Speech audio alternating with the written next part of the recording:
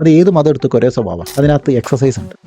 നിങ്ങൾ എനിക്ക് ഇത് ഞാൻ റിലീജിയസ് ആയിട്ട് പഠിക്കുന്ന ഒരാളല്ല, പക്ഷെ എൻ്റെ ഒബ്സർവേഷൻ ഞാൻ പറയുകയാണ്. നിങ്ങൾ ഏത് മതത്തിൻ്റെയും ദിനചര്യകൾ നോക്കിയാൽ അതിനകത്തൊരു എക്സസൈസ് വെച്ചിട്ടുണ്ട്. മുട്ടുകുത്തിയിരുന്ന് ക്രിസ്ത്യാനി ആയാലും മുസ്ലിം ആയാലും അമ്പലത്തിൽ ശയനപ്രാസം നടത്തുന്ന ഹിന്ദു ആയാലും ഇതിനകത്തൊരു ഫിസിക്കൽ ആക്ടിവിറ്റിയാണ്. ഈ ഫിസിക്കൽ ആക്ടിവിറ്റി എന്നുള്ളത് എന്തുകൊണ്ട് ചെയ്യുന്നു എന്ന് വെച്ചാൽ നമ്മുടെ മനസ്സിനെ നിയന്ത്രിക്കാൻ പറ്റുന്ന ഒരേ ഒരു സാധനം ശരീരമാണ്.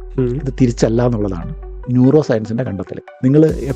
നമ്മളെപ്പോഴും പറയുന്ന ഒരു കാര്യമാണ്, നിങ്ങൾക്ക് സ്ട്രെസ് അടിച്ച് നിൽക്കുമ്പോൾ ഒറ്റ കാര്യം ചെയ്യാൻ പാടും, ഇറങ്ങി ഓടുക. നിങ്ങൾക്ക് സ്ട്രെസ് കൂടും തോന്നിയാൽ നിങ്ങളുടെ ഫിസിക്കലി നിങ്ങൾ ചെയ്തു കഴിഞ്ഞാൽ നിങ്ങളുടെ കെമിക്കൽ റിയാക്ഷൻസിൽ, മനുഷ്യശരീരം എന്താണ് ബയോളജിയാണ്, മനുഷ്യശരീരം ആക്ച്വലി ഒരു കെമിസ്ട്രിയാണ്. കുറെ കെമിക്കൽ മറ്റേ ഹോർമോണുകൾ അടിക്കുന്ന പണിയാണ്. സെറട്ടോണിൻ എന്നൊക്കെ പറഞ്ഞിട്ട് നിങ്ങൾ ഹാപ്പി ആവുന്ന തീരുമാനിക്കുന്ന നിങ്ങളൊന്നുമല്ല. കുറച്ച് സെറട്ടോണിൻ കൂടിയാൽ നിങ്ങൾ ഹാപ്പി. ഇതൊക്കെ കുറച്ച് കെമിക്കൽ റിയാക്ഷൻസ് ആണ് ഈ ഹ്യൂമൻ ബോഡിയിൽ. അപ്പൊ ഈ ബ്രാൻഡിങ് ചെയ്യുമ്പോൾ ആദ്യം നിങ്ങൾക്ക് വേണ്ടത് ഈ ഡോപ്പമൈൻ റേസ് ചെയ്യാൻ പറ്റുന്ന എന്തെങ്കിലും ബ്രാൻഡിങ്ങിൽ ഉണ്ട് എങ്കിൽ ഓട്ടോമാറ്റിക്കലി നിങ്ങൾ എന്ത് ചെയ്യും, നിങ്ങളുടെ ബ്രാൻഡിനോടുള്ള സ്നേഹം കൂടും. എങ്ങനെ നിങ്ങൾ ഒരു ഡോപ്പമൈൻ ഹൈക്ക് കൊടുക്കാൻ പറ്റും? അതാണ് ശരിക്കും ബ്രാൻഡുകളെ സക്സസ് ആക്കുന്നത്.